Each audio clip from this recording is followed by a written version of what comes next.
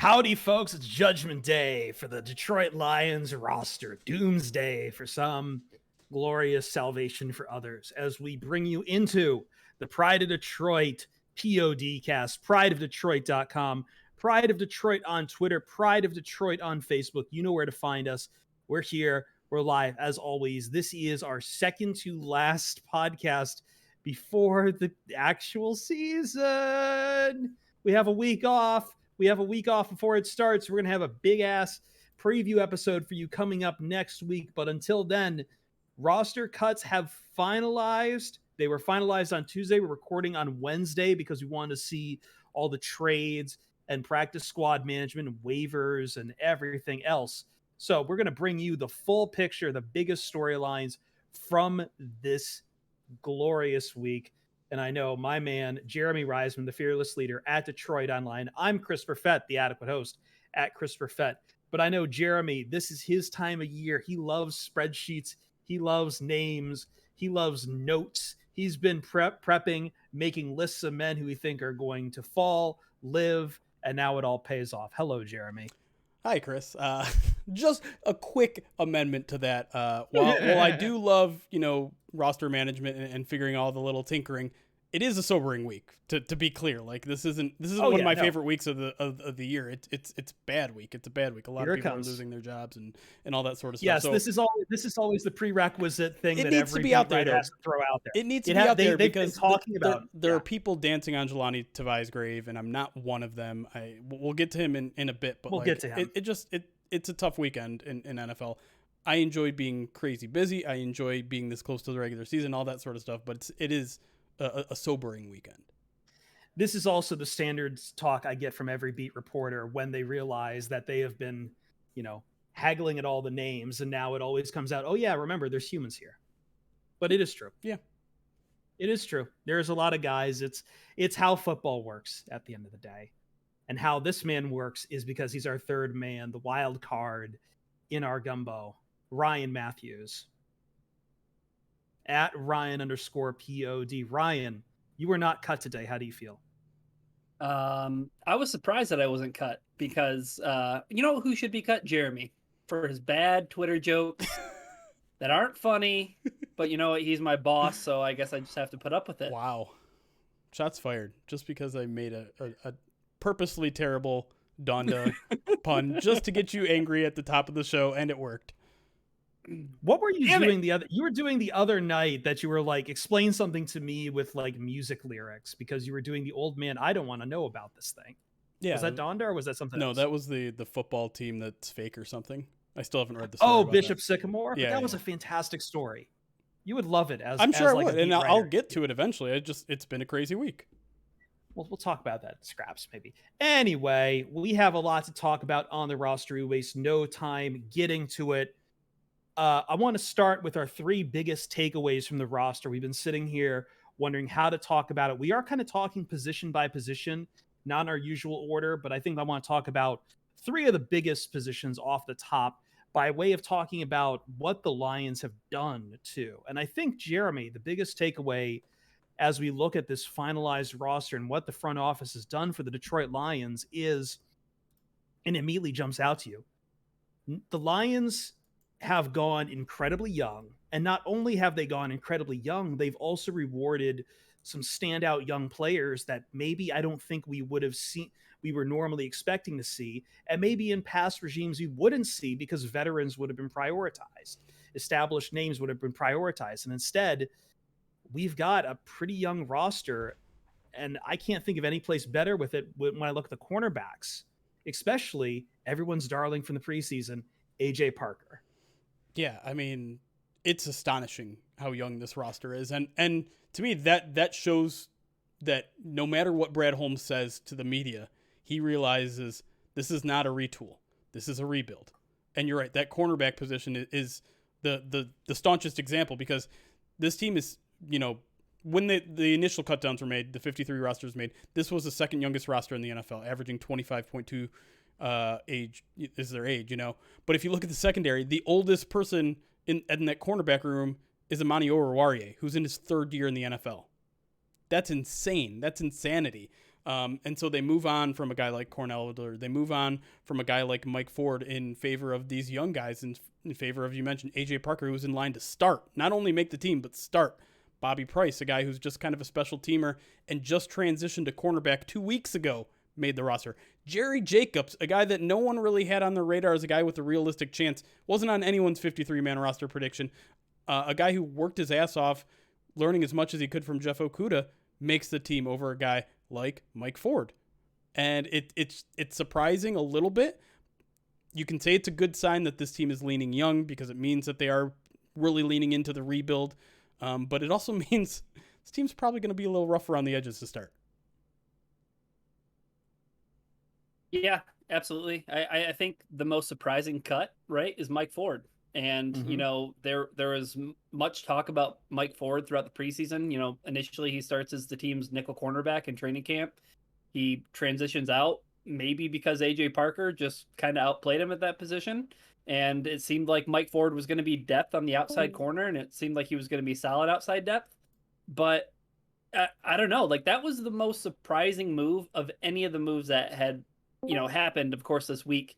I was most surprised by Mike Ford. Clearly, you know, somebody who was built to stick around, because he ends up, you know, getting claimed by Denver, which he totally belonged to be claimed and be on an NFL roster. But yeah, I was most surprised by that cut, more so than any other moves that the Lions made, even though they did make quite a few surprising moves. They did, and I think you're right. Ford is a surprising move, but it's also kind of a sign that they have bought into the rebuild, right? Like, Mike Ford was probably the best special teamer on this team, maybe aside from Jalen Reeves-Maben. So they really made a statement by cutting him as, like, yeah, that's important if we were a team that was competing right now. Instead, we rather get the developmental guy who might give us something in the long term in a guy like Bobby Price or Jerry Jacobs. Those guys have more long-term potential than Mike Ford, and I probably agree with them on that.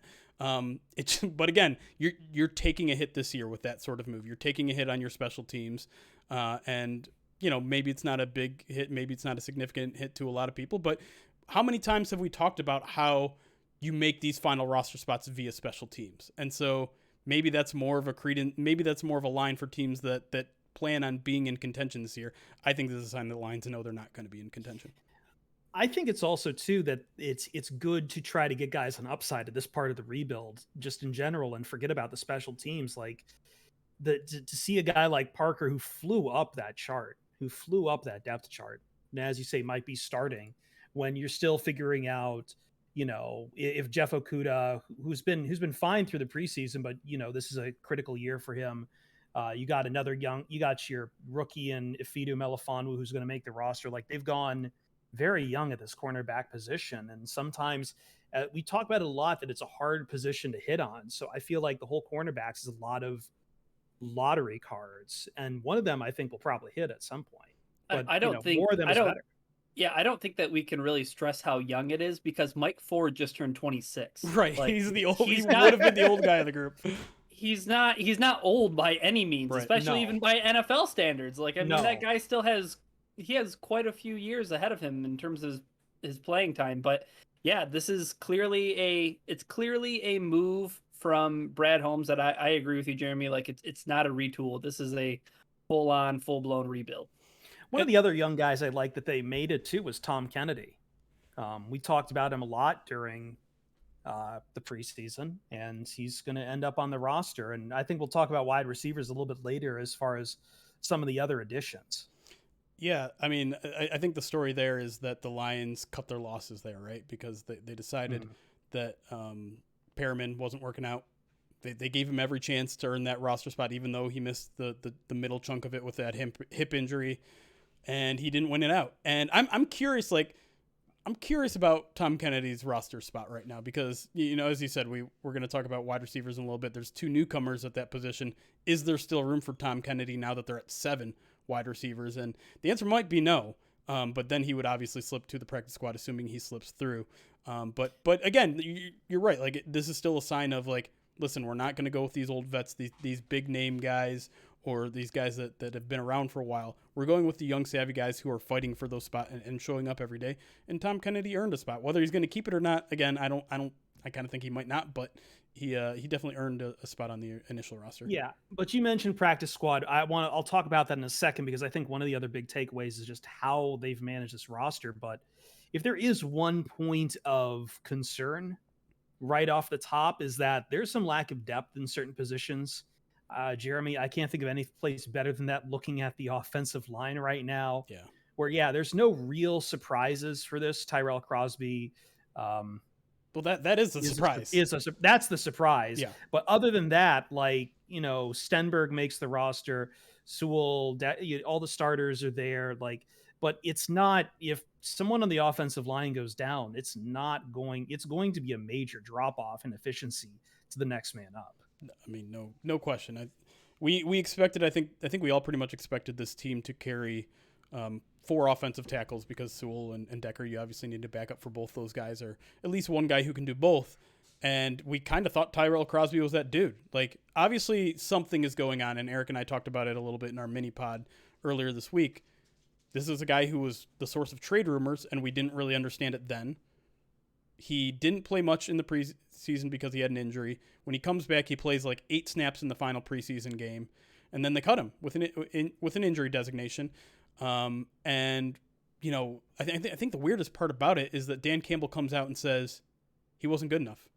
And Dan Campbell protects his dudes. He said, even you can tell when he doesn't like a dude as much because he's not as enthusiastic. He's very transparent in that way.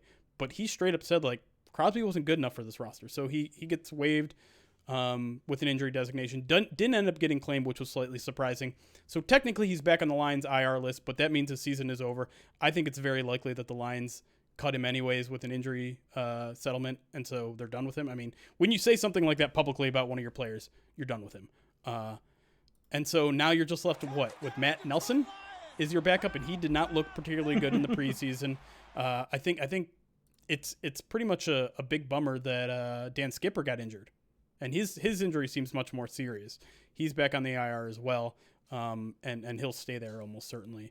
But he won't be back this year, so that means Matt Nelson, your converted defensive tackle, is your only offensive tackle depth, unless, you could also use Vitae, but then you're shaking up more spots and house of cards there. So I don't know what the plan is. If you moved him over, you'd have to probably get Stenberg or Evan Brown in there or something. And Stenberg has shown improvement, and I'm glad he made the roster. And the good news there too is that his injury, which looked potentially serious in the preseason game, Campbell said that it's not serious and he should practice later this week. So he'll be ready for the regular season. That's good news. Yeah, the quick thing that I have to say about Tyrell Crosby is, it wasn't so surprising to me that he went unclaimed, just because his name was in trade rumors, and clearly they didn't really generate any interest from that aspect. So it's unfortunate, because I think we all thought hey, with Tyrell Crosby, maybe the Lions have some versatility when it comes to their depth, because maybe he can slide in and play guard in a pinch, maybe he can play tackle in a pinch, but they've just gone in a complete different direction when it comes to this offensive line. And yeah, like Chris said at the top, I think the biggest concern that you have on this offense, aside from the wide receiver depth, which we're going to talk about later, is the depth of the offensive line, because it falls off a cliff once you get past the starters. Can I kick it back to corner really quick, because I think that's another spot that's really thin. When you're starting an undrafted rookie at nickel corner, one of the toughest positions in football, that's concerning. It's thin because it's young. It's not a lot of proven guys, and a lot of them are going to take practice. They are carrying 7 corners, but if you have to go away from Okuda, it's going to be a drop off. I can see Ryan is very excited, and I was going to throw it to him for this anyways, because this is a chance for the coaching staff to show off, right? Is that where you're going with this? Yeah, I was going to go with that. And then also Nickel Roby-Coleman is on the practice squad. Yes. This is a veteran. This guy is a veteran who is on the practice squad. And the Cornelder situation, it just seemed all the opportunities that the Lions had to fortify positions with veteran depth players, no way. They're moving on. Yeah. Yeah. Yeah, I think Aaron Glenn. Stock up, hopefully. Aaron Glenn, baby. But you mentioned Nickel Roby-Coleman, Ryan, and this brings me to the third point I wanted to make on this, is that I don't know what else to say about the front office other than they are being incredibly savvy with how they manage the roster. in ways that are probably like more Patriot way than the guys who actually came from the Patriot way. No, I'm dead serious Yeah. on this. Like, to put a veteran like Nickel Roby-Coleman on the practice squad, and then I'll go out and say it because there's another position more key, but we got to shout out John Whitaker right off the top, right? Yeah. Because he called it on that the Lions would cut both of their kickers and then get a kicker either from off waivers or bring one of these guys back. And that's what the Patriots did in 2020. The Patriots did it in 2020.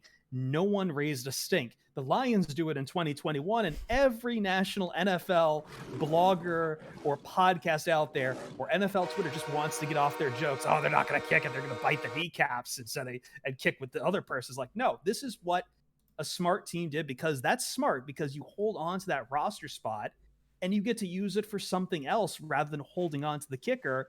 And I don't think if anyone watched Zane Gonzalez or Randy Bullock and thought, yeah, they need to use one of those initial 53, or, oh no, we're worried both of those guys will be claimed off waivers. That wasn't the case here.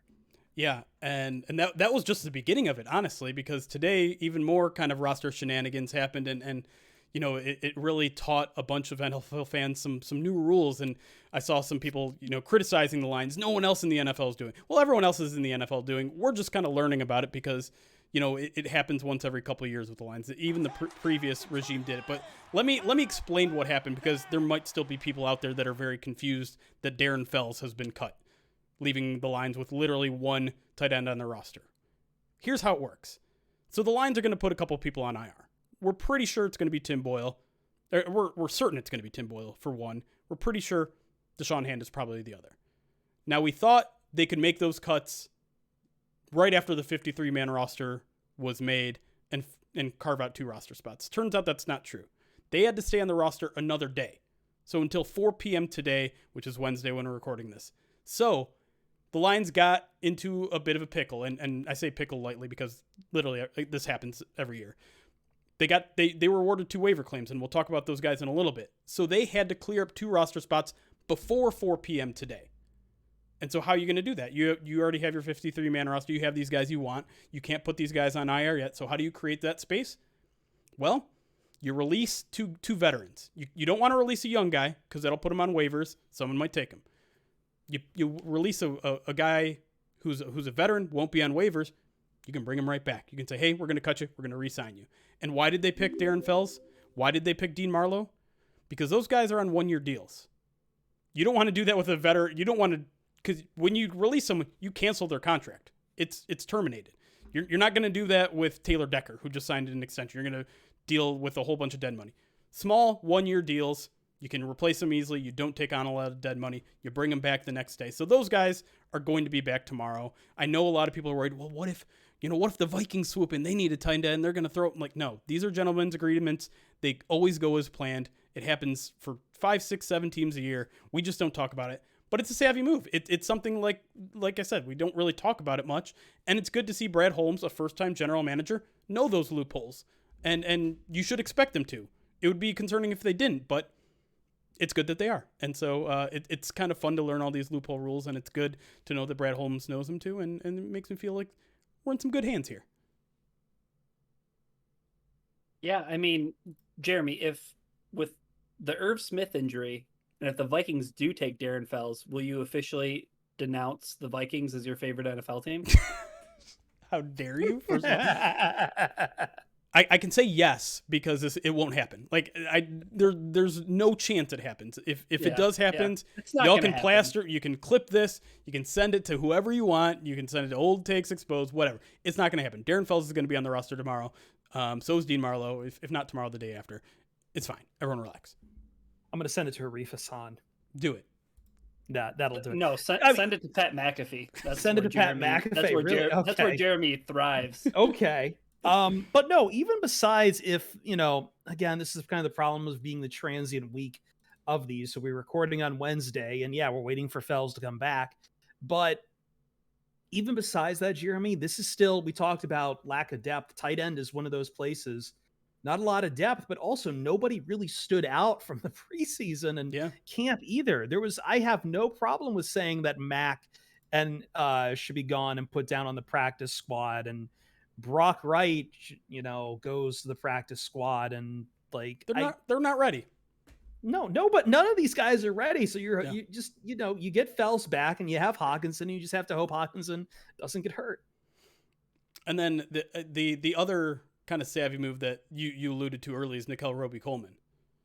And Yes. so it's another very clever situation there, because when AJ Parker made the team, we're like, okay, cool, he's a starter. And then when they cut Cornelder and Nickel Roby-Coleman, we're like, oh crap, who's the backup? Well, Nickel Roby-Coleman comes back to the practice squad. Again, a veteran, so he wasn't on waivers. The Lions could be like, hey, we're going to cut you. We're going to bring you back on the practice squad. And then a little known practice squad roster tinkering type of thing. The Lions in week 1 are able to bring up 1 or 2 players from the practice squad without having to create a roster spot for them. Basically creating a 55-man roster. I think that's what they do with Nickel Roby-Coleman. I think they make him active. They could even potentially start him, and then he goes back to the practice squad next week without having to go through waivers, and then the Lions can sign him to the 53-man roster. Why don't they just sign him to the 53-man roster, you may ask? Well, let me tell you. Because in week 2, if you sign a veteran to your roster, his salary is no longer guaranteed for the entire season. If he's on your roster in week 1, it is. But if it's on your practice squad, he's not technically on your 53-man roster, so his salary is not guaranteed. It's a bit of a cheapskate move, but a lot of teams do it right now, and it's just kind of standard practice. And so that's what I think they do with Nickel Roby-Coleman, because my God, that cornerback room needs some veterans. It needs some people who know the system and have some experience. And so I think it's a savvy move right there as well. So what I'm getting out of this is the Lions are doing Richie Deals moves over here. We're just shuffling things around, making deals happen. Yep. What you're getting out of this is the NFLPA needs to do something about this. Yeah, I mean, there's so many stupid Coleman thing. Absolutely, yeah. So many stupid roster loops that people like. The fact that you have to have a guy on your 53 for a day before you can put him on IR so he can return. It's stupid. They need to get all these timelines lined up so that people can just make the 53 how they want, because they're just jumping through these unnecessary hoops. It's stupid. Something to look forward to whenever the PA and the NFL try to get back into the next CBA thing. You hope that maybe this kind of shenanigans is up there, but I know that the 18 game is going to be more of the sticking point, because as always, the NFL just keeps wanting to expand. We mentioned 2 waiver claims coming off of this roster management. Let's take a break. When we come back, I want to talk about them. One is your long-awaited new kicker. Zane Gonzalez did get sent back to the practice squad. So Randy Bullock not here. Who's your new kicker? We'll find out. Also, we keep talking about wide receivers. Let's go there next as we talk about the other waiver claim, who is very, very interesting. And we'll look at the rest of that position. We'll look at the rest of the offense. We haven't talked about running backs or quarterbacks yet. And we'll do it next on the Pride of Detroit PODcast.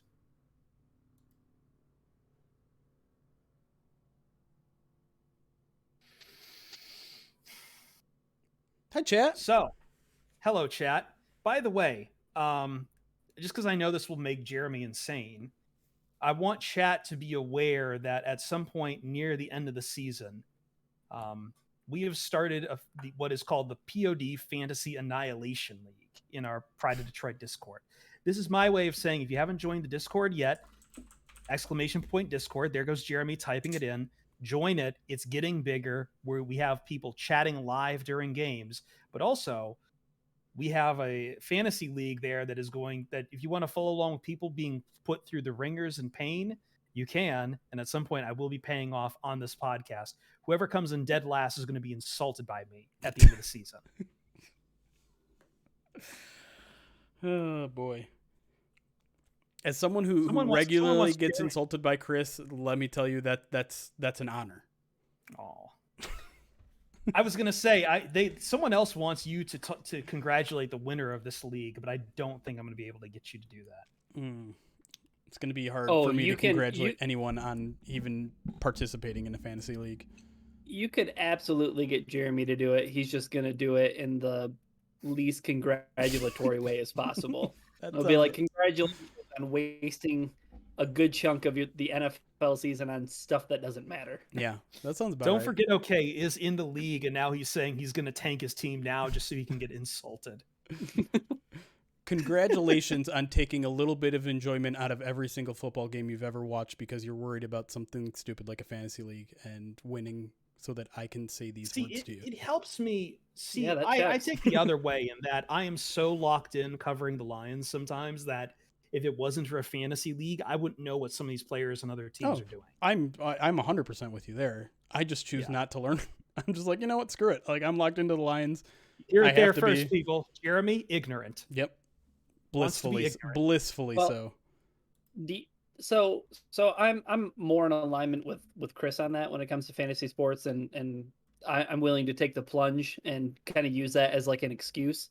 But I think one of the funniest things, like leading up and including like our Spotify green rooms with Eric and everything, but the lead up to cuts when people had questions about like, oh, like who are the players that are gonna make it, not make it to the 53 and get cut, and potentially the Lions could claim on waivers. I was always like, I have no clue. Like, I'm paying attention to like the 90 dudes that are on the Lions roster. I like the other 29 teams that I gotta pay. No, there's no way. I'll help you out there. I would not draft anyone from the Lions if you haven't done your fantasy draft already, besides TJ Hawkinson. I think that sounds like a strategy. Like, I know Swift is on a few boards, and I got a lot of questions at work about Swift, but there's no guarantees about how the carries are going to be divvied up in this Lions backfield. There's no guarantee he's going to be healthy. No bellwether back or whatever the word is. Like bell cow. Yeah. Let's see. Cameos requested for the Before we get to the cameos, let me catch up on alerts here really quick. Mr. St. Matt, thank you for following. Darth Hippo, who at some point we're actually going to get him on this podcast because he earned it, but I keep forgetting. I keep putting it off and off and off. But he was one of our big charity givers last year. Thank you for the 17 months using that Twitch Prime. Then we had Joshua Mercer drop a 10 bomb, if I'm not mistaken, which I appreciate. He says TMI.twitch. Well, I don't know what that's weird. I don't know what that means, but thank you for the 10 gifted subs. What are you up to now? Like 100 and something or other? 456 gifted subs to the channel via Joshua. Christ. What a freaking legend. Hi Joe then gifted a sub to Philip. Thank you for that. Always love the gifted subs from new people as well. First and 10, thank you for the follow. And Kipson, thank you for the 2 months using that Twitch Prime. I should let people know really quick. Mm-hmm. This month is September on Twitch, but it doesn't start until tomorrow. 20% off of subs. Any sort of subscription. Also, gifted subs, your subs, it's 20% off. It normally costs $4.99 a month. 20% off of that this month alone. Also, if you don't want to spend that money, if you have Amazon Prime, you can have it linked to your Twitch account for Prime Gaming and get a free gifted sub each month, and you should use it here. Absolutely. We're just saying. Absolutely. Let's see here. I just see some more. Now we're talking a lot of fantasy on the Lions running backs. I think Jamal Williams is interesting as like a flyer option if you're in a PPR league. But it's hard to tell with the Lions running backs. Constrictor is saying I'm going to have to insult myself, which might happen, and I will do that.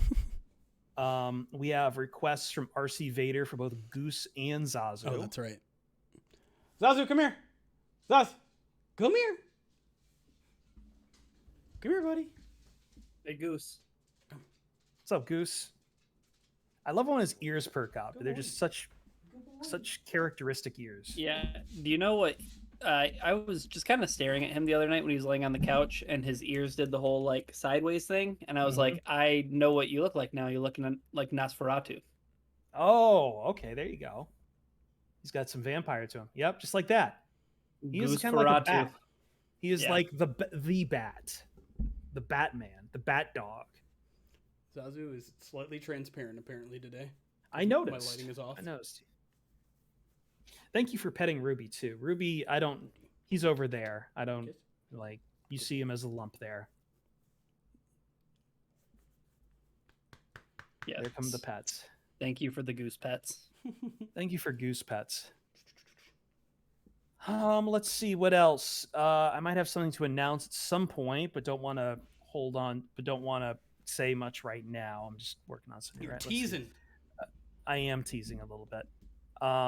Should we maybe explain to Jeremy what this Bishop Sycamore story is? Because Ryan, you're involved with high school sports, and I found this story amazing. Like, I can't stop thinking about it. And I can't stop thinking about it because I've seen hints of this story before with another, but it was with a fake college called College of Faith that Reddit kind of laid out a few years ago. And now, like, yeah, if you want to go ahead, you were about to say something on Bishop Sycamore. No, I was going to say if Jeremy's interested in hearing about this absolutely wild story that you mentioned that you heard something kind of similar to something that happened with a college like this. I think this happening at the high school level and ESPN absolutely having the wool pulled over their eyes on it, just even, I don't know, it just like exacerbates all of it. Like it just makes it even crazier. The other bit of irony I find from it that we're all burying Bishop Sycamore is that they were playing IMG Academy, which is like a sports school. Not a real high school either. Yeah. But we've all kind of accepted that IMG gets to do the European Sports Academy thing, even though 2 years ago, their director of college exam prep was caught up in that massive college admissions scandal.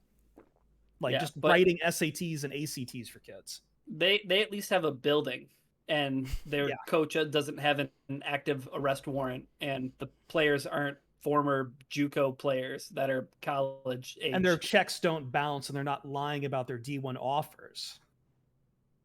Yeah. So essentially, Jeremy, a fake high school was able to sell ESPN and them being a real school. This was the second game that they had played in 3 days. And coach has an active arrest warrant. The players are all JUCO players. Like they're like college like flameouts. There was like promises that they were going to be like almost set up with like a Netflix type deal for like Last Chance U. Complex Sports talked with one of the kids who is actually like in high school. It is now trying to get back to a real high school, who was completely deceived and was talking about how he was getting like chased out of a hotel because the checks bounced. But they were just like staying in hotels, and there wasn't actually like a real school, and he was just getting plied with pictures of what the school was going to look like, which were totally fake. Now, okay, so I've picked up pieces here and there, obviously, of the story, and I guess I knew the kind of the basics, but I guess my question is like, was it really exposed by people on Twitter? It was just like, wasn't that guy playing in this game the other? Like, how did this get exposed? Because I saw people poke like, this guy played in a game that was televised 3 days. Like, I can see it's the same guy. So I think what happened is two things were happening. One, by the way, apparently ESPN's asleep at the wheel because they just outsourced this this matchup to some marketing group called Paragon. And why is this being televised? Like, who gives a shit about high? Is it high? But ESPN does do stuff on ESPN2 sometime where they have high school sports on there, especially if those high schools have a lot of kids who have pledged to a D1 school. They do it all the time. St. Thomas Aquinas, I forget where they're at, but there's big high schools across the country that are just good at pumping these out. Cass Tech, I don't know if Cass Tech's been on there, but Cass Tech tends to make a lot of kids go to D1 schools, Jeremy. But did either of those schools have that? Like, does this fake school have? Yes. IMG Academy is like the leader in this new model of AAU sports, where they're not really a high school, but they offer like a European soccer academy style, where you'll go there, you'll get core curriculum education, and you'll just like really work with the best to put this kid into a D1 school. And this team kicked the fake team's ass. Like they kicked their teeth in. It was 58-0. Yes. So how this got exposed was two ways. One, the announcers on ESPN suddenly realized, as they were calling this game, that all of these kids with the D1 names were fake. Like, all of it wasn't real. They were getting incomplete books of names, and they started calling it out on the broadcast itself. Yes. It was the Key and Peele sketch come to life. Yeah. It was, and they were even saying like these two teams don't deserve to be on the same field as each other, as they're watching them just get annihilated out there. And it was like black on black uniforms, which made it even worse. But then the second part came up in that there are dedicated high school football fans out there. not just for Texas. I know a couple guys who covered Texas high school football. It's a religion down there, but apparently some guys who were like prep, who are like really keyed into prep school football started going through, I guess Bishop. Oh shit. Sorry, chat. I hit the wrong button. Sorry. There we go. You didn't want to hear anymore. No, I hit the wrong button. Yeah, so the second phase of this there was a second phase of this, in that the people who do follow preparatory sports, football in this country, started looking at the Ohio's like high school athletics pages and realizing how many times Bishop Sycamore has played some OHSAA schools, including 2 days ago. Okay, so my other main question here is, what the hell is to gain for Bishop Sycamore? Do they get money for being televised? Yes. They so do? that's yes, because what happens was there's probably a check that they probably get for playing IMG because it's all independence. Right. Okay. But then they also then get a check from Paragon Marketing, who gets the check from ESPN. So Paragon doesn't care. They've got the lineup all they can. Paragon kicks it to ESPN, who doesn't care. They need shit on the TV. And then the checks trickle down from there. So Bishop Sycamore was just in this for the cuts, for just the and they had to have known, like, this is a get rich quick scheme, because like at some point someone is going to do 5 seconds worth of research. They just got too big for the britches. Yeah, but like they had been playing a bunch of games with other Ohio high schools and nobody called it on them. None of the local writers, nobody. It's just that this was Icarus flying too close to the sun, because then they're like, all right, we can keep getting away with this. Let's go on ESPN and get that sweet ESPN money. And then the broadcasters are like, who the fuck are these guys? And I guess to give it a little bit more context too, with how good of a team IMG has. I mean, yeah, they beat a bunch of JUCO flameouts 58-0, but I just looked it up and it says IMG Academy boasts one of the best football teams in the country with 19 of ESPN's top-ranked 300 players nationwide in the class of 2022 and 2023. So I mean, like, they're loaded with like high school talent. Well, then let me ask you this: if us three could put together a 53-man roster of just people off the street, your friends that are your best athletes, do you think we could do better than 58-0 against IGN Academy? 100%. Yeah, 100%. Yeah. I know enough athletes. Did you Ryan? Did you see the clip of their like quarterback who? I mean, this is high school, so he also plays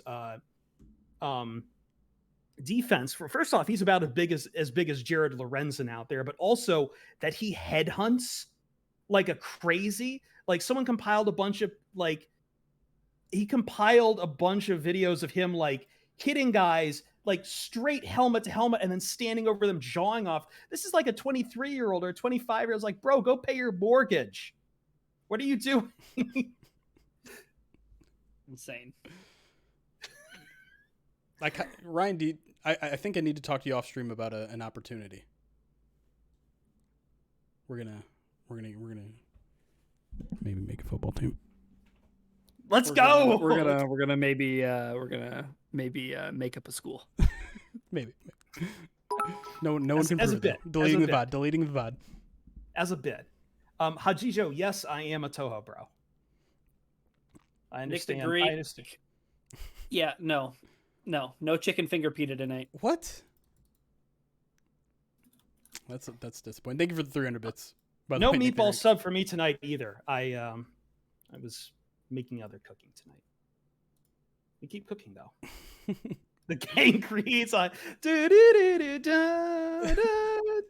do not want the hot dog omelet. There are currently 220 people watching us live on Twitch. Do you think we could create a better football team out of those 222 people than Sycamore Academy or whatever? Bishop Sycamore. Which, by the way, initials BS. That's amazing. Yeah, right? I think I saw some of Levitard people put together a shirt. It would be like $30 for me to get it, but I really want it because it's a football with Bishop Sycamore, and on the football is the letters BS. Jeremy, I think we can outdo 58-0. and it's just a matter of coaching. Yeah. Do Like, you think we could coach better? 100%. Well, I don't know anything about this coach other than he's been fired, and you said something about him being wanted. He has an active arrest warrant. He has a warrant. Right now, and by the way, the person who I thought, Ryan, I thought the coach was also the athletic director. So how did he fire himself or something? Or was there... No, I guess the athletic director is also the O-line coach. Or if you're not a real institution, who is in position to fire anybody? He's gonna be hired again in a few days. Trust me. But this is a Jeopardy situation, right? Real. Like he hired himself for the job, and now everyone's getting canceled. Talk about another story where someone flew way too close to the sun and their wings got burnt up. Yeah. Holy smokes. Just stay as a producer and nobody's going to unearth all of your skeletons that you have in your closet. Right, because no one knows who the hell you are. And you're still probably making a shit ton of money. For doing ostensibly nothing. Right. Harassing women, essentially. Not that you should get paid highly for that, but that's what he was doing. Anyways, Twitch chat currently, 78% of Twitch chat thinks that they could collectively do better than Bishop Sycamore. I don't think I believe him. Yeah, I saw their quarterback headhunt, man. I'm not going to take a blow to the head from that guy.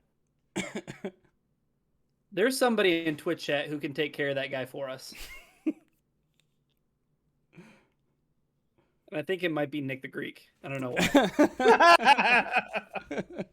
But no, this is so it's funny too, because I mentioned the fake college and I saw they were originally named like Bishop Sycamore wasn't their original name. It was like COF, which happens to be the initials of the name College of Faith, which if you're a resident of Reddit RCFB, which is their college football board, of which I was a moderator of about 5 years ago before I came to Pride of Detroit, the guy who runs that place is like a professor at the University of Minnesota, and he has like some journalism aspirations every now and then, but he did a huge expose saying College of Fake is apparently a fake college that gets checks from playing like NAIA and lower NCAA division schools. Like, this shit is all over the place. There are more than enough bloody sharks in the water waiting to take advantage of JUCO flameouts, because the JUCO kids are desperate to keep playing football. And the coaches, all they need to do is tell them, hey, man, just gonna be like last chance you, man.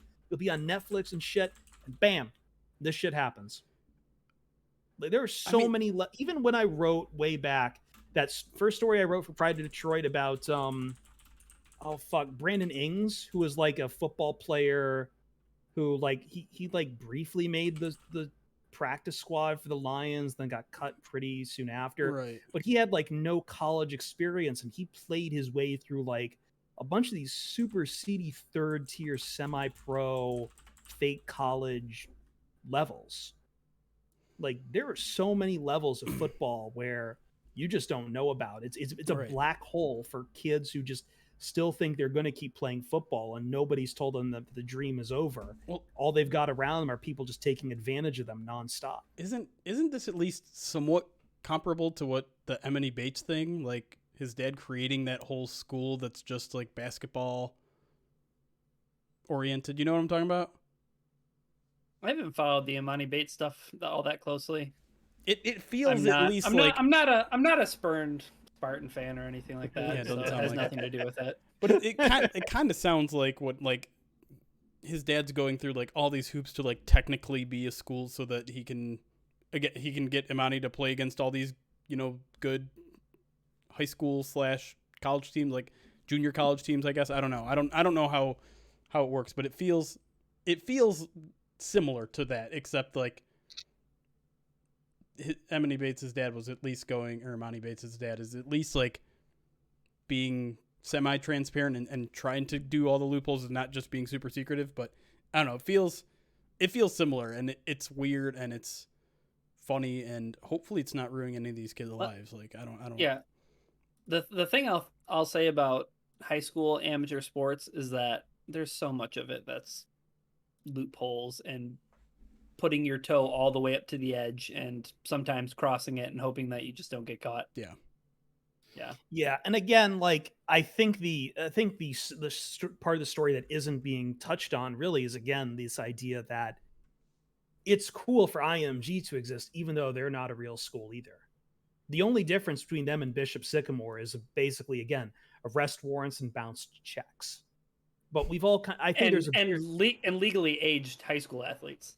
Legally aged, for the most part, yes, legally aged high school athletes. Although, again, age is but a number sometimes with high school and university sports on how that shit seems to work, especially with some kids leaving even earlier for college. Like we saw that Texas kid who just quit high school and wants to go to college at like 17 because he can't get name, image, likeness in Texas or whatever. So there's a lot of weird shit going on in that regard. But I think here's the thing on IMGs. Like, I think there's room to talk about a European style under 18 academy for sports, kind of like what you see in England for all their soccer clubs, right? Like Arsenal runs an academy and Chelsea runs an academy or whatever. But I think where the lie starts to fall apart on that is that you're not putting these kids from IMG directly to a professional team. You're putting them into an academic university, which I don't care how tattered the fig leaf of academics is for the NCAA right now. It's still a university. You're still putting them in a place of higher education. And IMG got caught 2 years ago faking SAT and ACT scores. Like, but they are the kosher one. Again, this is more of a story of Bishop Sycamore just happens to be IMG taken to the most sleazy degree. Yep. And this is just all because America just hasn't untangled its sports from its ties to academic institutions. And at some point, you need to pick a lane. You need to go full European style, or you have to reaffirm your commitment that the athletics under 22 are intended to also be part of your academics. You got to pick a lane. Until you do, there's just going to be more of this shit like Bishop Sycamore popping up all over the place. Also, the fact that we just make, I think Jeremy's big objection, the idea that high school sports are just a television product to be packaged and sold, and there's money to be made off of it. It's pretty silly. But, Texas seems to like high school football. Maybe it's good. I think my high school team sucked, so. Irwin, also soccer academy is required to have kids in school. Yeah, I mean, again, IMG supposedly has high school curriculum, but you can't tell me that it's any better than like it's not a great, it can't be great academics. It's basically there to make sure they get the SAT and ACT scores they need to get into those D1 schools. Anyway. I'm with Jay Hughes. Enough of the rabbit hole. Back to Lions stuff. We do this between segments. I just wanted Jeremy to get that story. We're probably ready to get back to it. Yeah. Yeah. Okay, 1 second. Okay. Now let's move back to our on air. I guess my point is that IMG is not giving you like AP coursework, and you're not even going to get the option there.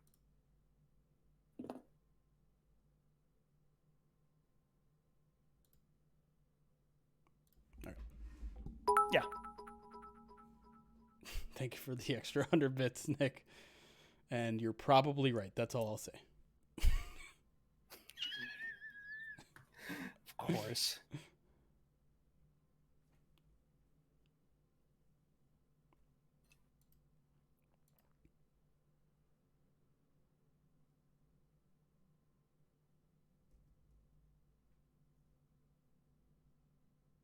Back again on the Pride of Detroit POD cast. So before we left our last break to take a quick break there, redundancy department, I said we were going to talk about the two guys who were claimed off waivers.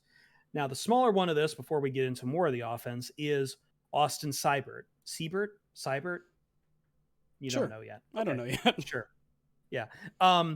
Claimed as your new kicker, Detroit. Any notes on him, or should I just go straight to the next one? I mean, he's a kicker. He's an average kicker who doesn't have a lot of experience kicking beyond 50 yards, so it kind of seems like a lateral move to me. But it's a new face, and I wasn't really too happy with either of the other two guys, so we'll see. I think real quick, what's most intriguing about him is that he had a pretty good rookie season. Yeah. Like, I mean, like you said, Jeremy, he only attempted 2 field goals past 50 yards. He was 1 for 2. His long was 53, but he hit it at an 86.2% clip. Like, I mean, that's a pretty good number to hold if you're a field goal kicker. And he was 9 of 12 from between 40 and 49, which is pretty solid. But it's interesting how he was drafted in the 5th round by the Browns in 2019. John Dorsey. So I wonder, that's what I was going to say. I wonder how much of it has to do with the John Dorsey effect, and we'll get to maybe some of the other effects that he had on the rest of the roster. But I find that interesting that he had a good rookie season and then ended up on 2 different teams in 2020, playing for both Cincinnati and Cleveland. So I guess it more so shows the life of an NFL kicker. Yeah.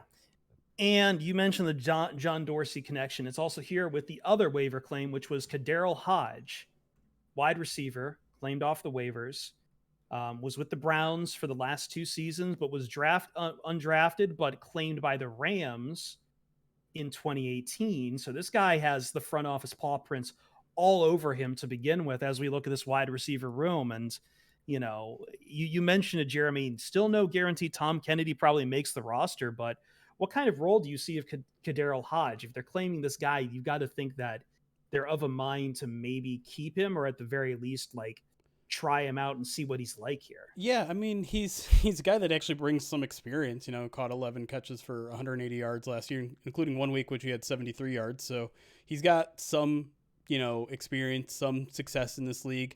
And he's actually caught passes from Jared Goff before when he was with the Rams. He caught a couple, I think it's in that rookie year, that 2018 year. He's 6'2", 205 pounds.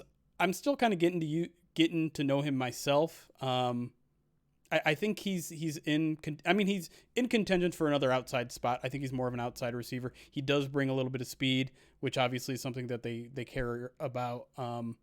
But I don't know. Like, I don't think he jumps into the wide receiver 2 spot. I think suddenly the Lions have a lot of competition there, but that's something that you kind of wanted at the beginning camp, not really at this point in time. So I'm kind of lukewarm. I'm a little bit warmer on the other wide receiver, which we'll get to in a second, but I'm curious if Ryan's got any takes on Hodge.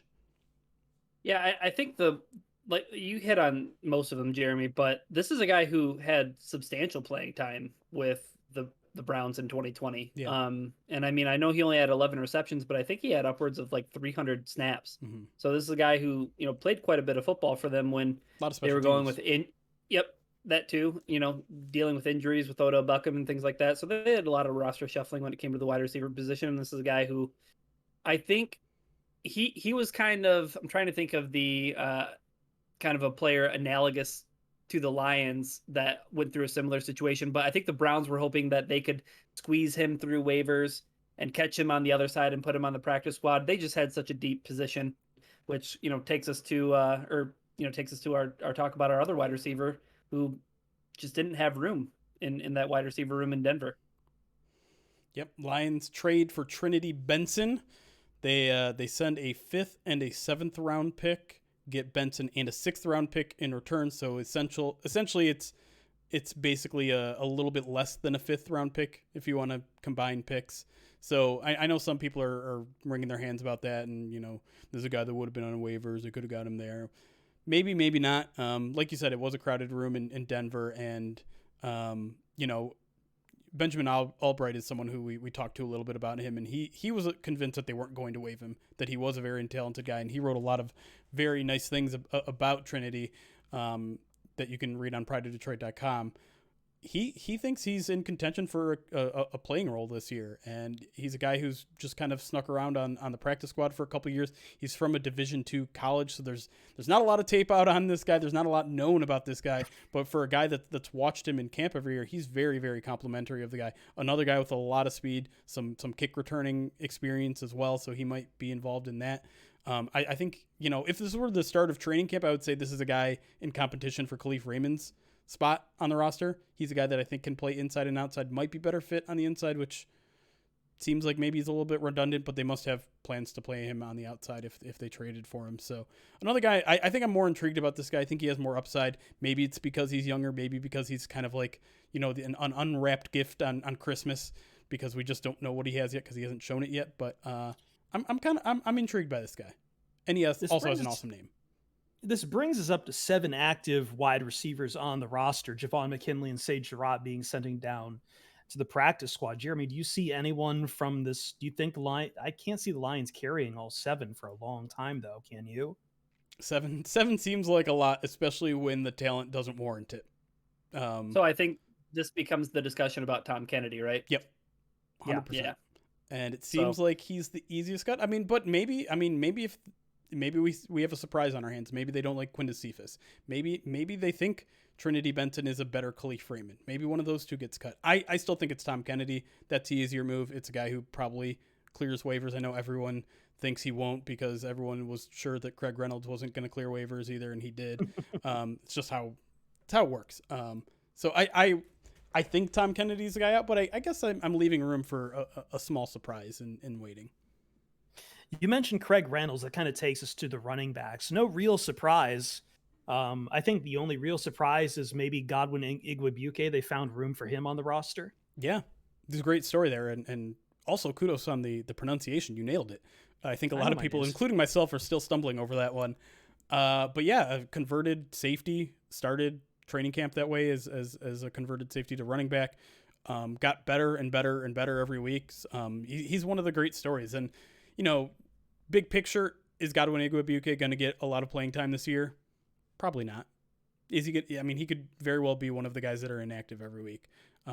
He'll have to prove himself on special teams. But it's a cool story, and if the Lions get hit by the injury bug, which the running back position seems to get hit by the injury bug all the time, we could see him play out there, and I think Lions fans are going to be excited for that because he had a really good preseason. If there's any guy who you would suspect to have that special teams ability, it would be a guy who's a converted safety, right? Like, I mean, he can probably do a little bit of everything when it comes to special teams and things like that. And like you said, Jeremy, he could totally end up being a guy who is left off the game day rosters each and every week. But I'm just gonna say, like, I'm concerned about Swift. Like, I'm concerned about Swift. I'm concerned about, we're so comfortable with the depth at running back when it's healthy Swift and healthy Jamal Williams. Yeah. But as soon as you remove DeAndre Swift from that equation, like, you're only as good as your next running back, I feel like, when it comes to the running back room. Sure. And I mean, you're not alone in your concern, right? Dan Campbell said he was concerned. He used that word, concerned. Deuce Staley used the exact same word, concerned about DeAndre Swift. And while part of me thinks, like, that's just them trying to, like, I think I mentioned this on the last part. I feel like this is them trying to be like Bill Parcells and light a fire under this guy because he's kind of been, I don't want to say he's been slacking off, but he just hasn't been out there. Maybe they're saying, like, hey, you got to get over it. And Campbell is a Parcells player, right, and he comes from the Parcells tree with Sean Payton. So, yeah, that makes sense. It's possible that that's a motivational tactic. And we'll see. I mean, the weird part is every time we saw him out there during training camp, he looked fine. He looked like he had his burst. It looked like he had his speed. But it seems like a conditional thing. And obviously, if you're just doing it in 10 team reps in a practice compared with 60 snaps in a game, like, there's no comparison. It's a lot more on your body. And so he needs to get prepared for that. And maybe he isn't, maybe he is. But I think there's at least a 4 out of 10 concern level for me. It's kind of, I don't want to look at omens too much because I feel like I'm leaning into doomer territory a little bit, but I mean, just looking at the past history now, once again, with these Lions running backs, Amir Abdullah, I believe, was released. Kerryon Johnson released. Still need to see if Swift will take the field for an appreciable amount of time. Help me here, Jeremy, a little bit. Other than just Jeremy will give you no help, and he will give you no guidance, and he will give you no advice other than the fact, do not draft running backs before the third round. You know why? Because you can just take one of your safeties and be like, hey, dude, you want to play running back now? Sure. Great. You made the team. Look at that. We call it the Igwebuike protocol now. Exactly. Do you want to talk at all about quarterbacks? I mean, the big news is Tim Boyle's probably going on IR at this point. Yep. Seems like his injury is significant, but at least by keeping, again, from a lot of these roster shenanigans, they keep him at least so that he can return from IR at some point. Yep, a minimum 3 weeks, but he got surgery on his thumb, and the report is that it's gonna take 6 to 8 weeks for him to get back. So in the meantime, David Blau is your number 2, and it sounds like it's not official from the team yet that they're going to pick up Steven Montez, throw him on your practice squad. Interesting dude. He's one of those speedy quarterbacks that I saw someone on the Lions beat mention it, and I think it's a good point. Sometimes you want that speedy quarterback on your practice squad to simulate some mobile quarterbacks, and guess what? The Lions might face one week 1. Like Garoppolo's going to start, but we might see some Trey Lance, and having someone like Steven Montez running around on your scout team can help you prepare for that. Yeah, and I mean, beyond even just Trey Lance, I mean, Lions have the Ravens a few weeks later. Right. So, yeah, there's something worthwhile about it. And which becomes interesting. Do you think that even with Tim Boyle's return, the Lions will keep 3 running backs or keep 3 quarterbacks on the 53-man? Or do you think they'll kind of just stick with 2 on game day? It's a good question. I don't know. I think it's probably worthwhile to keep Steven Montez on the practice squad all season, just to have that guy. And I don't think they're gonna promote him to the regular season roster at any point unless one of the other 2 quarterbacks gets injured. But yeah, I think they stick with 3. We'll see where the roster is at when that happens. You know, sometimes problems kind of take care of themselves in terms of finding a roster spot for someone like that. So we'll have to see. I got to imagine if Boyle does come back from the IR, he's just going to be labeled inactive every week, really. Possible. I think Blau just outplayed him in the regular season, and that's probably your established backup. At the same time, Boyle was the guy who was always repping with the 2s. Mostly, yeah. When it came to the preseason. Yeah, so that's true. That is true. We still have to kind of see how they treat that. I could be dead wrong on it. I usually am. I want to do this just kind of academically because we have a little time here. As I'm looking at the quarterback room at all and looking around the NFL, no interest for Cam Newton, right? I mean, go Jeremy. Really? I don't know. I mean, listen, David Blau has shown a lot of improvement. I'm going to take the very judicial answer here.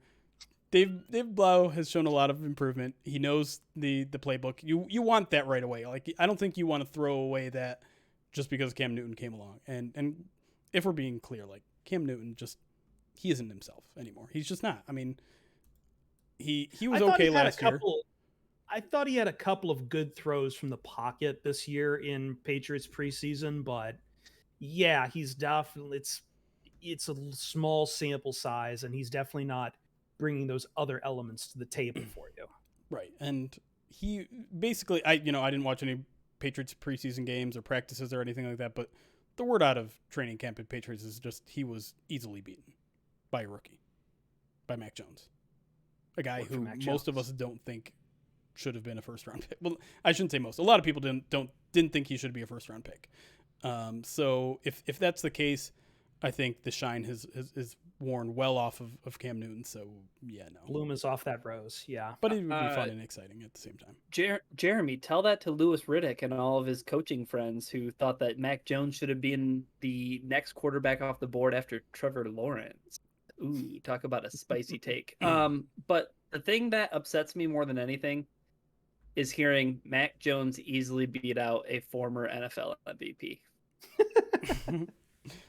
I mean, it's true. The Patriots work in weird ways, though. Let's be clear about that. And there's also the lingering COVID conspiracy about why he was released. So yeah, I noticed that Urban Meyer might be in trouble because he said the quiet part loud.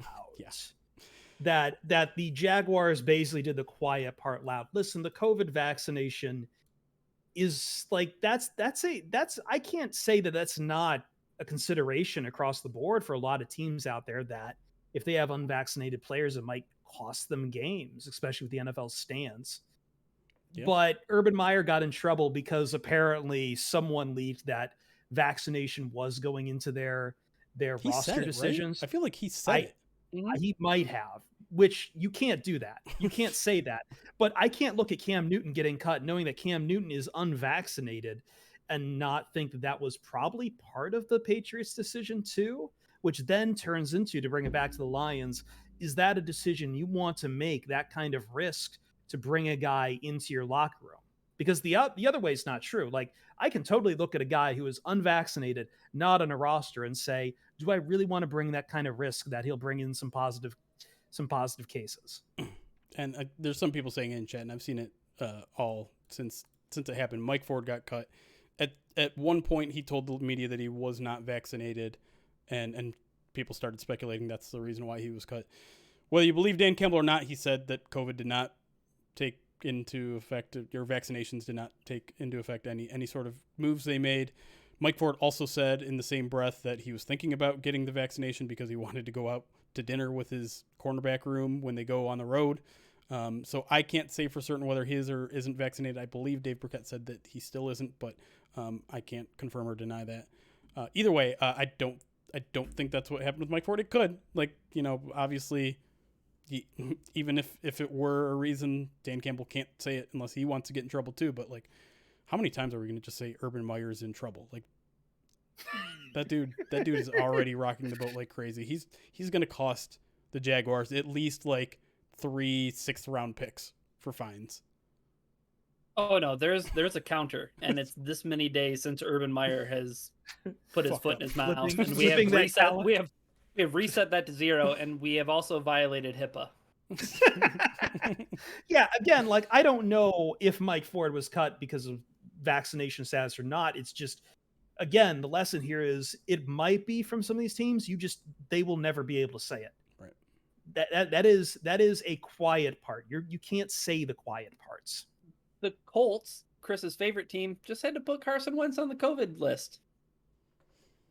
And to be clear, there are Nick Williams, unsurprisingly, is not vaccinated, and he made the team. So it's not a determining factor. It's not. It might be if it's a 50-50 toss-up, what do we do? That might tip the scales, but the Lions don't have a no unvaccinated players policy. Yeah, that's a good point about Nick Williams. That's a good point about Nick Williams. I had completely. I also think there's so many teams who look back at what happened to the Denver Broncos last season, and they're like, that absolutely cannot happen to our team. Yeah. So I'm interested especially since whether the or not NFL Trinity Benson can play quarterback.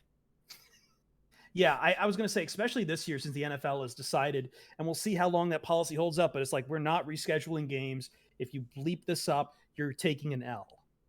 And that can change things for some teams. Lions don't need to get the dubs, though. I can't wait for a game to be postponed or for a game to be canceled, and then NFL Twitter jump on board and say, if it was the Buccaneers and Tom Brady, the game would have been postponed. No. Absolutely not. All right, with that done, let's put a pin in that. I'm going to take another quick break here, and when we come back, I want to talk about the defense. There's a few positions we have yet to hit on our defense. I believe we talked about cornerbacks early on, but we've got a lot more to talk on there, including one position where I don't think depth is a problem. And Jeremy will help me explain as we were talking about this before the show. But we're taking a quick break, and then we'll wrap up everything as we hit up the rest of the defense on the Pride of Detroit PODcast, reviewing the final 53-man roster. Not quite final, but you know what we mean.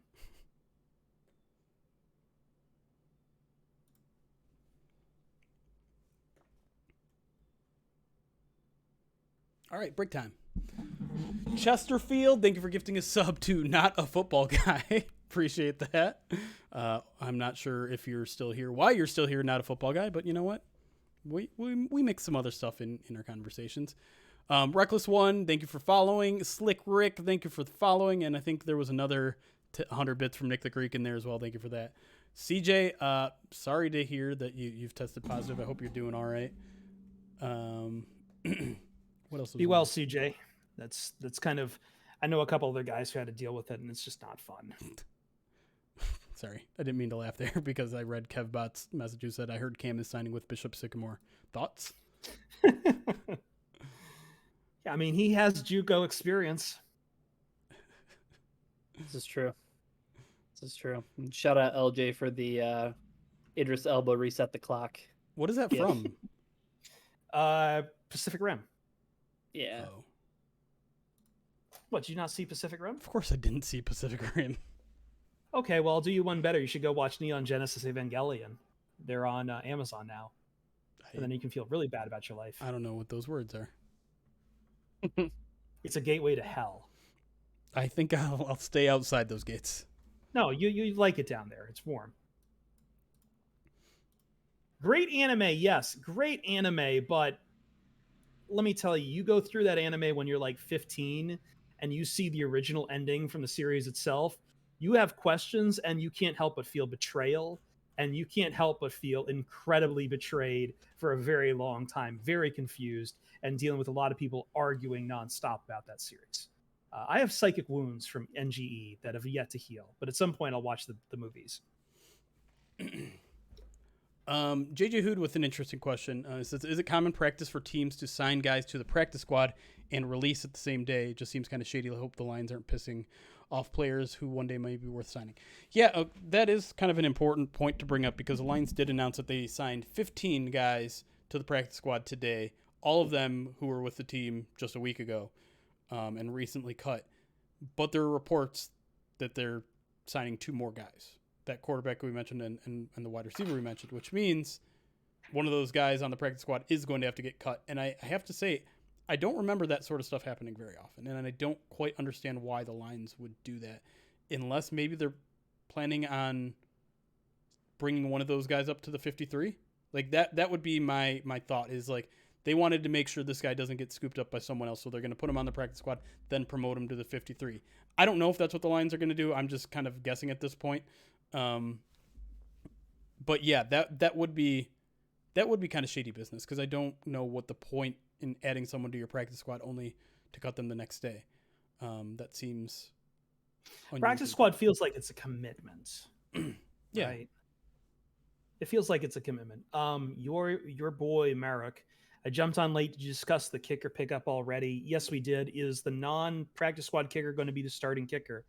I think Seibert is going to probably start over Gonzalez. I don't. Yeah, I guess it could go either way, because the practice squad kicker could do one of those like elevations that I was talking about earlier that doesn't count against the 53-man roster. Right. But if you put in a claim for a kicker, I think your plan is to play him. He's the one on the 53. Yeah, and I don't know. I don't know what Seibert is. We talked about how like he had a promising rookie year, but he's been kind of hit and miss a little bit. Yeah. But he did go between 2 teams last couple years too. But like, I think he has higher upside to him than someone like a Zane Gonzalez at this point. Hard to tell with kickers, obviously, but you probably want to see if Seibert plays himself out of that role first before you play Gonzalez. I think they're just going to continue to have a kicker competition going on in practice every day. Right, like there's no harm in doing that, and I don't think they got enough practice out of Zane. Right, like he basically only kicked 30-yard field goals in the preseason. In practice, he probably got 15 attempts that I saw. It's just not enough, and so you think they were just done with Randy Bullock though? Yeah, but if they didn't bring him back to the practice squad, he's done. He's done. Yeah. Ryan's not wanting to talk about kickers anymore. I talked enough about Seibert. I gave everybody the lowdown, and that's about it. That's all I got for kickers. It is funny that we've gone from having really solid kickers and kind of a whatever on punting to now we've got an amazing punter and we are just flying around like the Bears trying to find a kicker. Y'all asked for this when you didn't want Matt Prater. So now you found out that the grass isn't always greener on the other side. Well, I guess the question here is, do you feel any different about the Prater situation now that like you saw that the Lions either, I mean, you can look at it either way. Like they have kickers that are so replaceable that they got to like play around with roster spots at the 53-man roster and maybe keep some more important players at other positions. Or you can look at it like they still haven't decided on a kicker and it's week 1. I have Matt Prater on my fantasy team. Yeah, I don't know. How do you feel about it, Jeremy? Like, do you feel any differently that Matt Prater's not on the roster? I still don't like it, but I think I understand it a little more, especially now that the Lions have really leaned into the rebuild, right? Mhm. Like having a good, mildly expensive kicker is a luxury.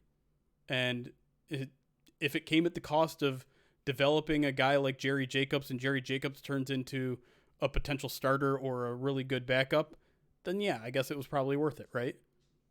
And I would say if you really want to invest in your kicker position too, like you can do something like what the Colts did in getting Rodrigo Blankenship at some point. There's some good kickers that come out of college. Like, We gonna it's draft not one, hard. baby? Are you advocating for the Lions to spend a 6th round pick on a kicker next year? I consider 6th and 7th round picks to be almost irrelevant anyway. And guess what, Jeremy? That Band-Aid's already off because we spent a 6th rounder on a long snapper 1 year. So you're Well, okay with repeating old mistakes? No, I'm not repeating a mistake. I'm drafting a kicker, not a long snapper. Here's something that I keep on seeing in the chat, and I've seen it on Twitter too. But it's like, why would you want to re-sign Matt Prater when you want to be bad? When you want the Lions to have a quote unquote high draft pick? Do you know how much Matt Prater or any kicker really moves the needle in terms of wins and losses? Like, I think that's way overplayed, and especially hold on, and especially for a team like the Lions. Like, they're going to struggle themselves to get within field goal range and even within Matt Prater field goal range. So, But they're also going to struggle to score touchdowns, and they're going to kick a lot of field goals. Are they going to field goal somebody to death on Sunday? Come on. Like, that just With doesn't this happen in the defense, NFL. absolutely. They're going to win 3 games 9-6. I did not know this, and this probably shows me what a bad Lions fan I am. Jason Hansen was a 2nd round draft pick. Different game back then. Worth every penny. Worth every penny, really. Also, I saw some people saying, hey, can't you just have Jack Fox kick? Punting and kicking are very different. I think those they're are memeing. not. I think they're memeing because they want me to pull up a video that I absolutely will pull up right now. Oh, God. Because Did you it was Jack take Fox's birthday today, and he seeing that the team didn't Happy have birthday. a kicker, tweeted out a video of like, "Oh, I heard you guys want me to kick. Well, here's my video." Or I don't know exactly how he put it. And it's a fantastic video from like 6 years ago of him in high school. Yeah, okay, so his tweet is, for everyone that's asking me if I can kick field goals, let me, if you haven't watched this yet, this is absolutely fantastic. Pull it up. Jack Fox, kicker. You just putting it in our windows? Oh, there it goes. Ladue, Missouri. Class of 2015.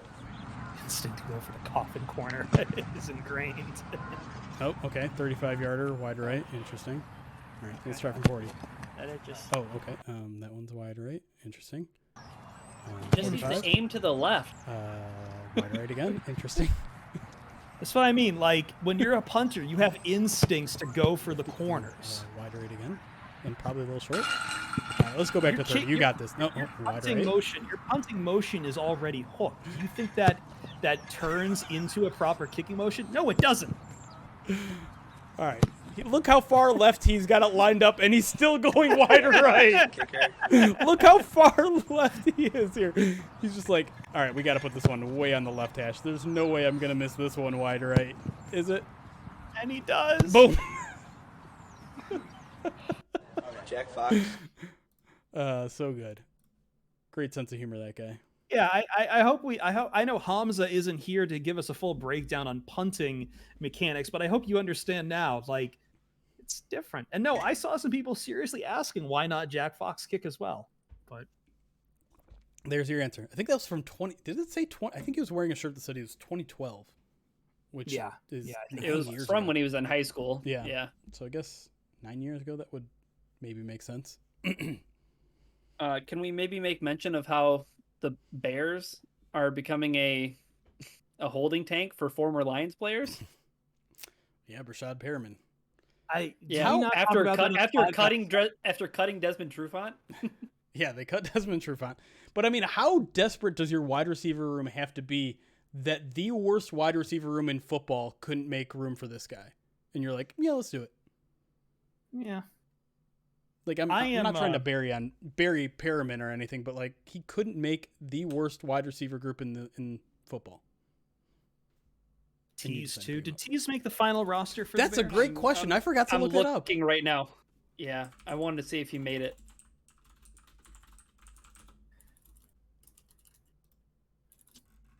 Let's find out. Oh, Bears Wire. I don't see him. No, he got waived. Yo, Bears Wire at USA Today is like it's 50. They do their 53-man roster with 53 pictures of those players. Yeah, they that do. is and you know why that they is do a that? crime against humanity. Each one counts as a click. Each one counts as a click. Fuck you. That's what I say. Fuck you. Yeah, no, it's Tease Tabor was cut. I'm seeing if he got Oh wow. I don't think he got claimed. I don't think he's on the practice squad. Bogus. He should have made it. Safety convert. I wonder if he can play running back. Maybe he just needs to find his calling. I stand corrected. He is on their practice squad. Oh wow. He was one of the 13 signed back to their practice squad. Third segment. What do you think? Yeah, I'm thinking we knock this puppy out. Let's do it, chat. We are hovering over around 200 people watching, which we very much appreciate. That's almost double the numbers we usually do, which tells me y'all are excited about football. And let me tell you, you guys are not alone. And look at that. Ready for some football. We're 18 away from our sub goal. We're getting those numbers back up. We got Madden Sims coming. We got a like Chris teased at the top, we're going to have a full season preview in probably. Are we going to record that Sunday or Monday? Probably somewhere around there. And as I did last year, the oath of allegiance is coming back. The oath of war is coming back. I'm ready. You can't see it here. I've got my I've got a notebook around here, and there comes LJ giving 25 gifted subs. LJ Burrow 25 subs to celebrate the beginning of this. Just shooting his guns off early into the air. It's 351 total. Listen, LJ is giving. I'm not gonna make bones about it. This is gonna be a really rough year for the Lions on paper. Maybe they surprise us, but we're here to hopefully help you guys find the fun in this. Because and Dan Campbell will keep we are going to get very lighthearted with us. Yes. I was just going to say really quick. I'm going to work very hard to get a new gifted sub alert, especially for big bombs like that. We had me and John, and I don't know if John is in the chat or not. He actually pitched a really good idea and gave me all the resources to do it, and then I forgot. And now I've lost all those things. So if you're out there, John, right now, and you still have that stuff, please send it back to me. But we're gonna get to it because we have a lot of not that John Whitaker. Because there are some people that have been like over the top supporters of this channel and unspeakably generous. Yes, and I want something especially special for those people because they make doing this as often as we do even more worth it than it is just to. I mean, I love Twitch and I love doing these things, but that makes it feel like extra special for people like us. So, Irwin NCL make history and be the first franchise to go 0-17. Yeah, go out there, let the legend come back to life.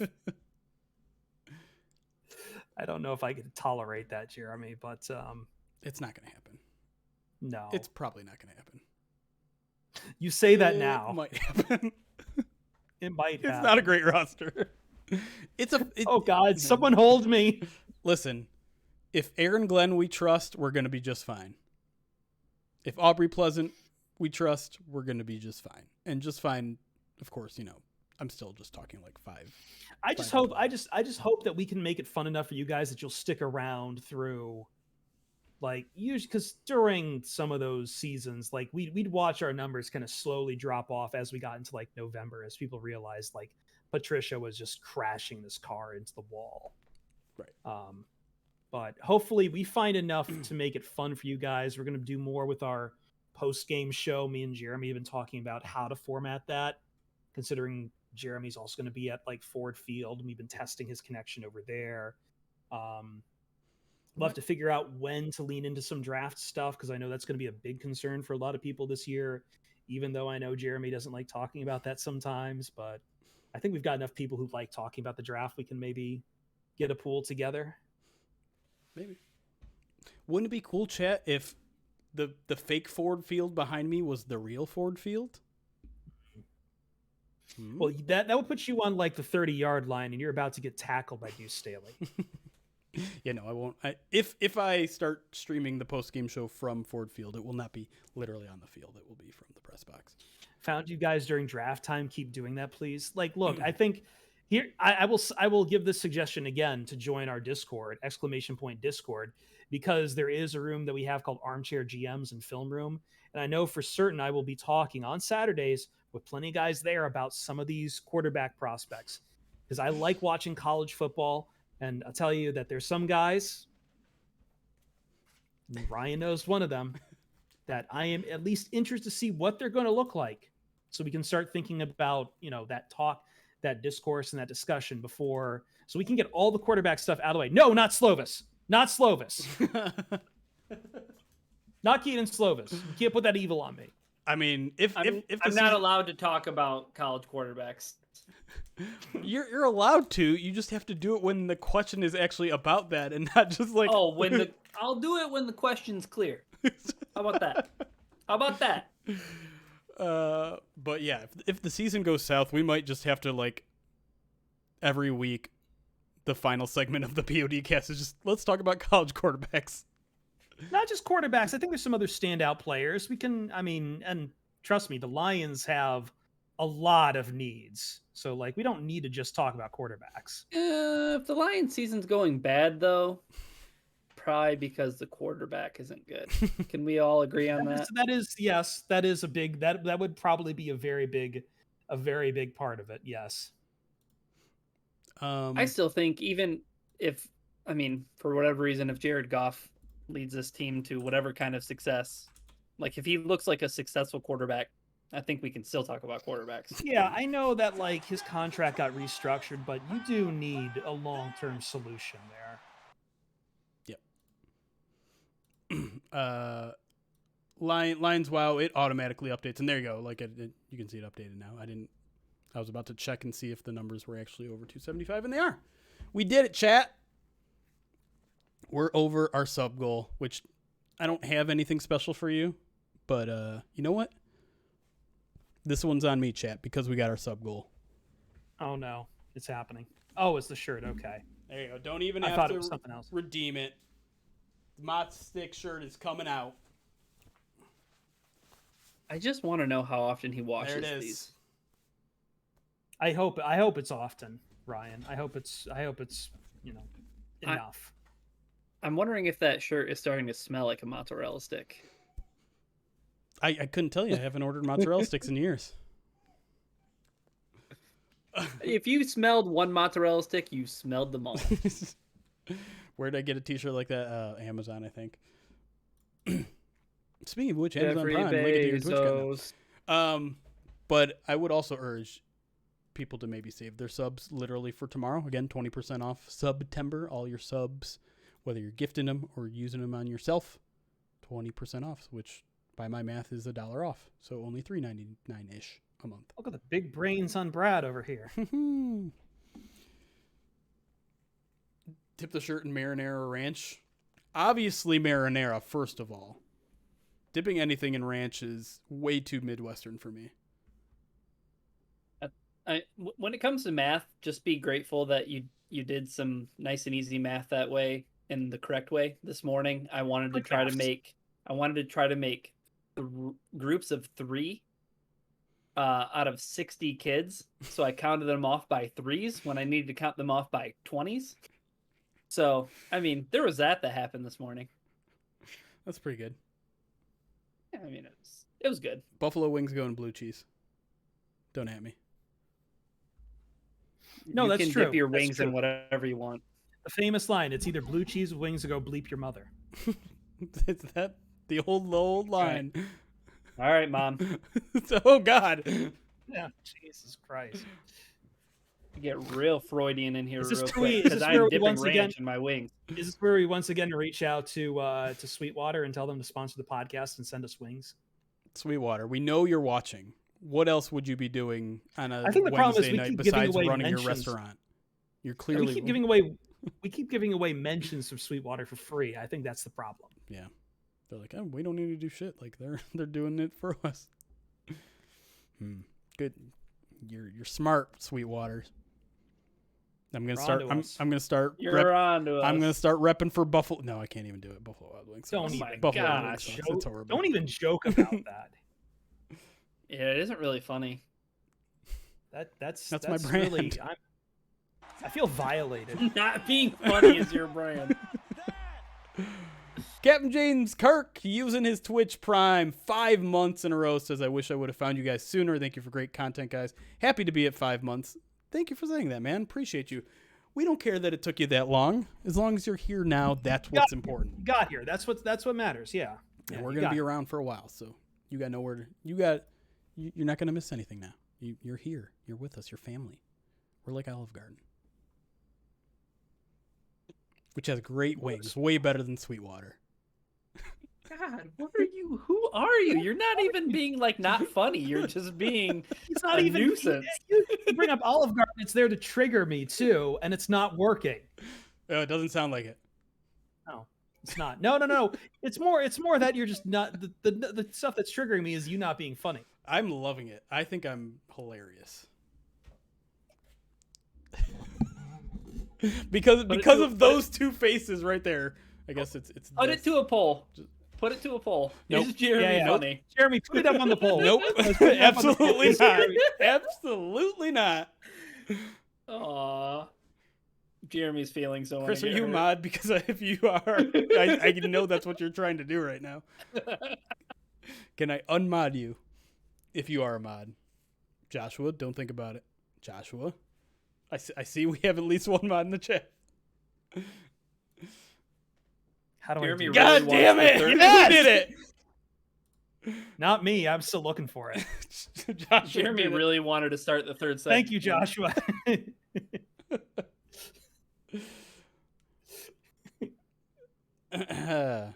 I do ranch, blue cheese, and a dash of buffalo.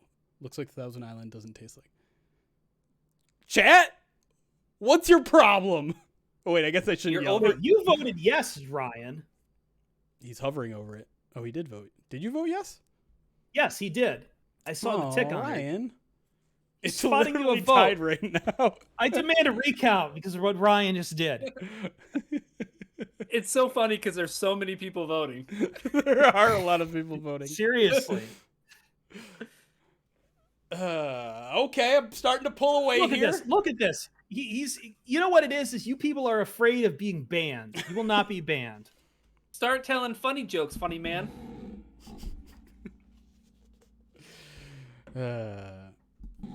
When is POD getting Start. a VIP? That's a good question. I don't know. I've never really considered VIPing anybody. Get someone in the club. We'll VIP somebody once Twitter verifies me. Poor Ryan is still. You didn't get an email saying you didn't get it, did you? No, I am just in purgatory. And it is the worst. Well, at least they didn't reject it because I know they were sending around some of those early rejections, but I do like that somehow we went through like the cycles of verification and that I got verified first and that sent Jeremy spiraling. And then Alex got verified and then John got verified and it kept spiraling. And now like they finally gave it to Jeremy, but now Ryan's the one holding the bag. I cannot wait until I can wear this shirt. Unironically. Wait, did you buy that? No, remember my friends all bought it for me as a roast I on thought my it- bachelor party. I thought it said not verified or something, or I don't know. No, it just says verified, so it hurts even more because like I can't wear it. Yeah, put the shirt down. You got to earn it, says KevBot. Wow, Lions! Wow, with I'm you're a 23-month subscriber, but you're on the fence here. He says, of course he's funny, but looks aren't everything. Ooh. I don't have a drum kit here. Wow. Make Jelani Wow. to buy balloon animal. I think we should get back to it. I don't have anything else to do. I gave chat a gift, but I'm taking it off now. Look, the You poll's get no going your mozzarella way. stick shirt. The poll is Mozzarella going your sticks way. suck. Wait, what are? Even What though are they you voted wearing? yes. The mostly. poll went your way, Jeremy. What are you doing? Can you show our? Damn it. LJ just redeemed it.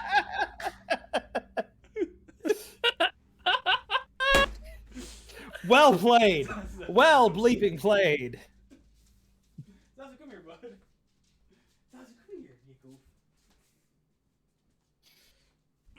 goof. That was good. Ryan, I am really contemplating putting money on San Jose State plus the points against USC. Help me out of this. You're gonna do that to your Trojans? I'm doing that to Clay Helton. Talk about doing your that to play all-time Helton. backfires. San Jose State got to play a game. They're already warmed up. And I think they're catching like 15 points or something. How come no one ever? I thought this was going to be a really common channel point redemption. I thought people were going to want to change my background all the time, but they haven't. No one's requested my lucha mask either at any point. Do people just Is not know that 20,000 exists? points a lot? What? Is 20,000 points a lot of points? It's it's a lot of points, but for people who hang out here a lot, I feel like you can. We got to throw a picture of Ruby in there at some point too. Nobody really requests look, Ruby cameos. I got but this. I also I like really stop, want to pull like- this one out every now and then. I think they're right that like the backgrounds and the lucha masks are kind of a little expensive for a lot of people. Maybe.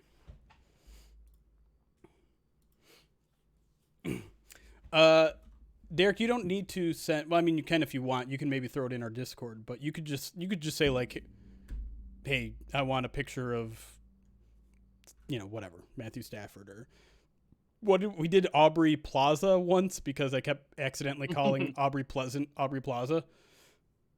Is it really taking that long to get to 20K? I feel like. I mean, it's I not. think It's not easy. I only have, as much as I've been in here, I only have 33,000.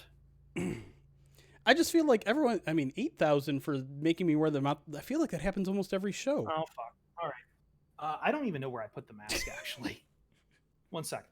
I can redeem the channel points if you can't find it. I'm saving mine until I get to 200 million. No one's ever gonna get there. Twitch will be Well, dead yeah, by the time nobody- someone gets there. I'll be dead by the time. You can also, if you guys want more channel points, a good opportunity to win channel points is to show up during our man sims, because at the beginning of the game, I do like lines minus or I usually do whatever the line is for the game. So against San Francisco will probably be like 7.5, and you can wager, and if you win, and the majority of the other side and the majority of everyone else picks the other side, like you can triple, quadruple, like you can really see a huge increase. Also, I hate to advertise for subs, but subscribers get channel points at a higher rate. Like you just get channel points by watching. Subscribers get it at a faster rate. True story. True story. The points are for, so if you click on the little bubble in the bottom left of the chat, it'll say all these things that you can redeem your channel points for. You can make our dogs show up on camera. You can make us do a list cast, which is just us listing things that our top 5 whatevers, essentially. This thing was sitting under a pile of laundry, so it smells a little bit. Perfect. We're gonna see that. We're gonna see that week 1, right? Every time, man. Every time. I'm not gonna let the 49ers off the hook. Well, 10 more of Anyway. you are going to be getting channel points at a higher rate now because 10 gifted subs from our good friend Lefty, one of those supporters that I just got done talking about that have been way over their top in our support and that deserve something special, but we're still working on it. Thank you, Lefty. I do appreciate that a lot. Slow clap and a double thumbs up from Chris. Yeah, I like it. All right, we really should get back into it though. Okay. Probably it does smell a little bit. I have a bad habit. I have a butterfly chair. I throw all my laundry on top of it, and this mask was at the bottom of it. It needs something. Oh man.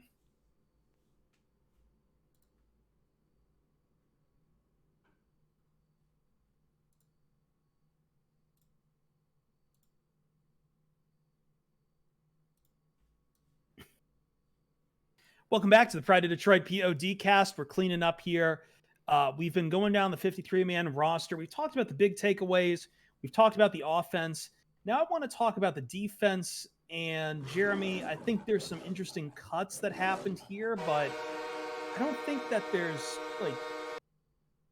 Let's start with linebackers because I'm already seeing people going doomer on Jelani Tavai getting picked up by the Patriots. And look, I know Lions fans like to self-flagellate, and I know they have a very interesting case in the past with a former Lions linebacker, but this isn't it. And no matter what, Jelani Tavai was not like. How much more did you need to see of Jelani Tavai here, folks?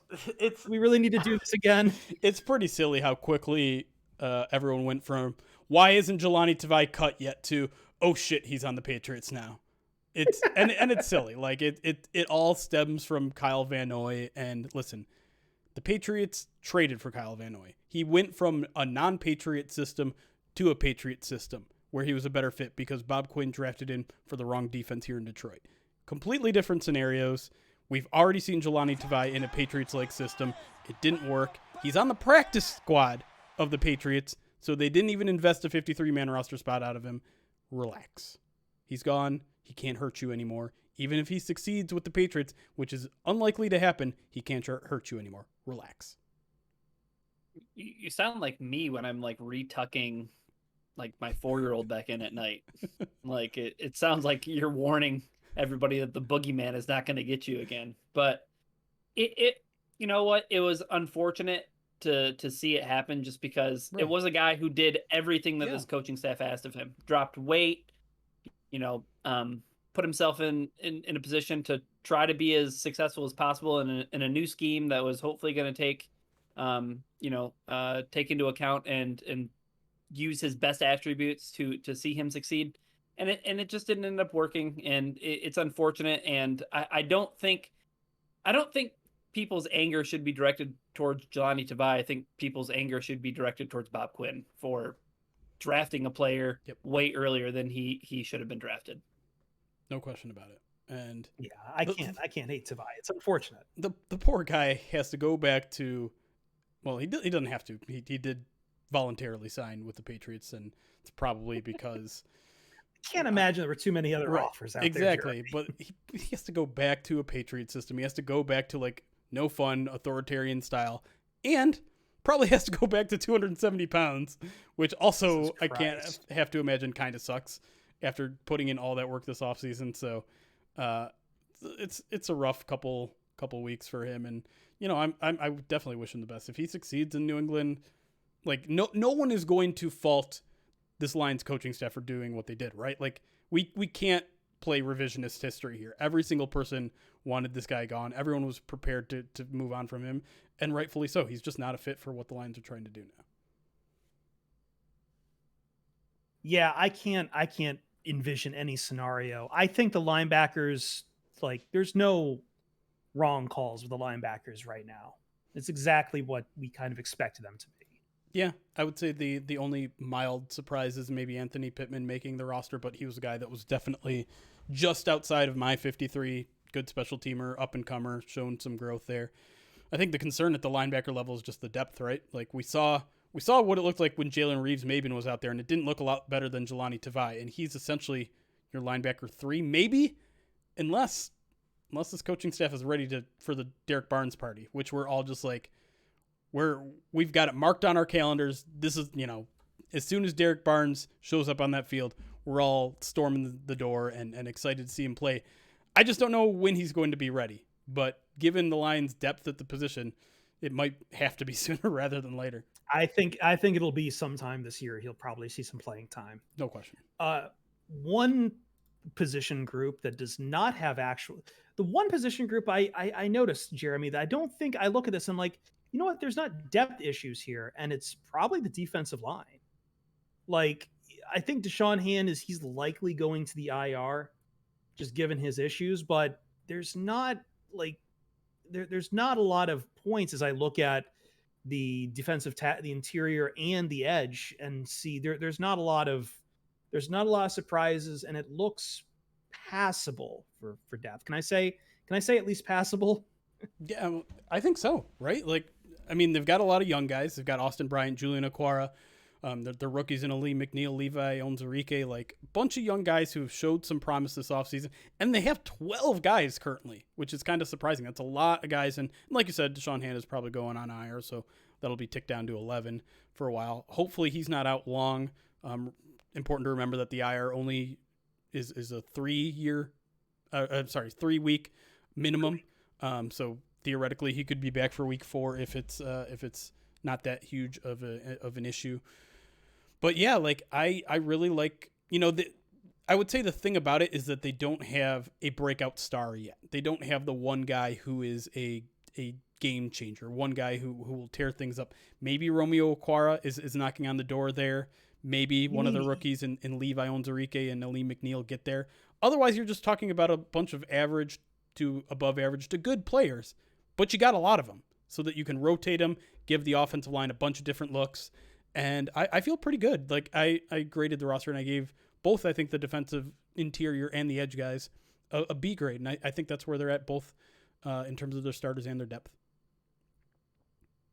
Yeah, I think that can almost be said for not in terms of depth, but I think the lack of top end talent. You could look around the rest of the roster and you can wonder where it is because there isn't a whole lot of it, and that's a team that's directly in the mud when it comes to a rebuild. Like that's one of those things that hopefully, like you said, a Levi takes off or an Aleem takes off, or even if it is like a guy like Romeo who's still relatively young and just signed a big contract, if he can if he can tee off and if he can become a consistent, don't want to measure everything in sacks, but if he's a guy who's consistently pressuring the quarterback, he's somebody who can take this from a B to an A, right? But it's going to take time, and it's going to have to see some of that depth, maturate.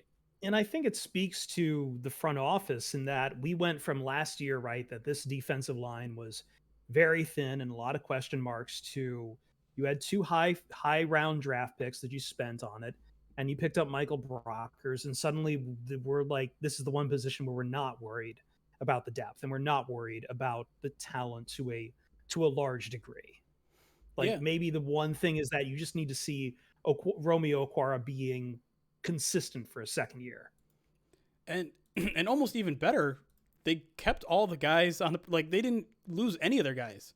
The guys that didn't make the 53-man roster also did the practice squad. Bruce Hector was a guy who had a fantastic preseason. So did Rashad Berry, the edge guy that they picked up like 3 or 4 weeks ago. He had a really good preseason. All those guys made it to the practice squad. All those guys that everyone's like, they gotta make an extra roster spot. He's gonna get claimed on waivers. Nope, made it to the practice squad, and now the Lions have they're 8 deep at defensive tackle right now. If you include the practice squad, they're in a really good spot there, almost in a spot where you could maybe consider a trade. But I think we're not there yet. Maybe that's something that the Lions look at midseason, while the season is like, we're looking like this is going to be a lost season. Maybe we can send someone like Nick Williams to a contender, or Michael Brockers, or one of those veteran guys that they won't miss. I mean, Deshaun Hand. If Deshaun Hand comes back and is healthy and starts playing out, this is the final year in his contract. Maybe you can swing a 4th or a 5th for him, and I think that would be worth it and something they should consider. So last position we have yet to hit. We talked about cornerbacks a little early on. It's a very young cornerback room, a lot of young talent. The depth there will suffer if any of the young guys have to play, because it's a position that young guys just don't go in and start and play well right away. But how do you guys feel about the safeties? They've got, they've got 3 safeties on the roster right now, and Tracy Walker, Will Harris, and CJ Moore. Dean Marlowe is released, but I think Jeremy has a note here, will be back. Jalen Elliott's the practice squad. It's a thin group, and we haven't really seen anything out of any of these guys. You know, Tracy Walker is a guy who's Nope. shown flashes, but we haven't seen him do it for a full season as a starter. Will Harris is a guy who's a high draft pick, but just hasn't been able to turn it around. Been a little bit. Both those guys have been a little bit better than expected, I think, in training camp. But we gotta see them do something on the field, right? Preseason was not kind, I feel, to Will Harris. He got burned a few times. The Steelers game was not a great indication of where this unit is at. It's not something to really make you feel warm and fuzzy. But like the young cornerback group, I think if you're going to have hope and faith in this group, it's going to be more so on the coaches and the players. It's going to be that Aubrey Pleasant is going to coach these guys up. It's going to be that the Aaron Glenn will coach these guys up. But I don't know. I think this is a really thin group. It certainly looks even thinner with Dean Marlowe out of it. But yeah, I do believe he's going to be one of those guys that just comes back once the Lions make another roster move tomorrow. But yeah, I don't know. That would be Thursday for those listening in the future. I don't have a lot of confidence in the safety group, but it's a young group again, so you're just hoping and praying that there's some sort of progress in these guys' play, and that's never guaranteed in the NFL. But you're going like a lot of this roster, it's going to get the opportunities to get better, right? All these young guys are going to get playing time. They're going to sink or swim.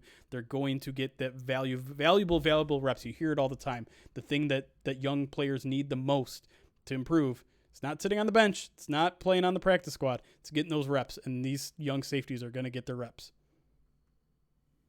Yeah, I think that can be said for you can say that for the rest of the roster too, right? Yep. Like these young guys are going to play, and Yep. that's something Aaron Glenn and Aubrey Pleasant have been vocal about in terms of those young guys playing. So, one of the players that I was pretty surprised to see make the roster, because we were kind of doing the numbers game when it came to how many guys would make the team based on like their special teams prowess. Jalen Elliott was a guy who, I mean, he really showed out on special teams, especially in that last game. Yep. And even though he's stuck on the practice squad, like this is a guy who has some of that positional versatility. You saw him play in the box. You saw him play at free safety. Dean Marlowe is just like, he's almost like a Tracy Walker replacement. Yeah. I don't think you'd see a lot of three safety looks with Walker and Harris and Marlowe all on the field together. It seems like Marlowe is kind of like that next guy up. But I think that's all really super dependent too on that nickel position. So I mean, we'll see how it shakes out. The safety position is something that we looked at, and we thought that there was going to be a lot of cause for concern. I think that there are going to be some road bumps along the way, but I don't know. It's one of those positions too where it's like you just get one really good guy, and it almost kind of makes the rest of the problems go away. Like we were so we were so kind of like lucky to have players like Glover Quinn play in Detroit and, keep that as a sturdy, steady position for so long. So, yeah. Fingers crossed that Tracy Walker could be that guy. The youth movement, man, it's real and it's happening. I think this all underscores in that we haven't really seen a real rebuild in a very long time in Detroit. So I think some of this is really, really new. You've always been able to retool and reload pretty much on the fly while you had Matthew Stafford around. Right. That you could just easily go and get a couple guys to fix up the secondary, or it's all right, we'll just sign another wide receiver. This one is full on, like, we keep saying youth, and that means that this is they're building this roster with hope in mind that it's going to stick around for a while together, or at the very least you can just replace, you at least make a new foundational base that you work upon. I'm really trying to think of a roster that has done this in recent memory, just in terms of like tearing everything down. Yeah. Like almost to like the, tearing all the spare parts off and just looking at the body and seeing what you got, because you see so many other teams that think that they can just, build the plane while it's in the air. Right. You see all like it just makes me think of every NFC East team who thinks that they like have a chance at winning that division. So it's like, let's just slap some new paint on this, and maybe it's a new thing. Even Cleveland, at least when they were going through some of their quarterback hells, they had like Joe Thomas and some decent offensive line players, and they were as close to probably what you're talking about there, maybe Miami. Yeah, I think the Dolphins are probably the best example, right? They traded away all their big pieces. They got really, really young. They brought in a new head coach. They brought in a new quarterback. I think that's the general model that the Lions are, they're obviously not mimicking, because the Dolphins didn't invent a rebuild. But in Detroit, yeah, I can't remember a team getting torn down like this. The thing, it's not just the youth, it's the youth that are actually going to be playing this year. It's incredible to me that this team basically, especially on defense, in that secondary, just they decided, like, sorry, veterans, like, you're going to find a job elsewhere, but like we're trying to see what we got in these really young guys, and we're not trying to see it in the preseason. We're trying to see it on the regular season. That's the thing that's going to be so jarring, Jeremy, is that this team is going to look completely different from the team a year ago. Yeah. And I can't think of the last time in Lions history where that was really the case. It's also going to really hinge upon how well these coaches do at just that, coaching. Yeah. Like, we talk a lot about how NFL coaches aren't there to teach guys up. They're there to manage them, get them on the same page, manage personalities, manage the locker room. This is a coaching staff interested in player development, and they are hoping that their player development is going to pay off dividends. Maybe not all in this year, but in the years down the road as these other draft picks from the Matthew Stafford trade come to fruition.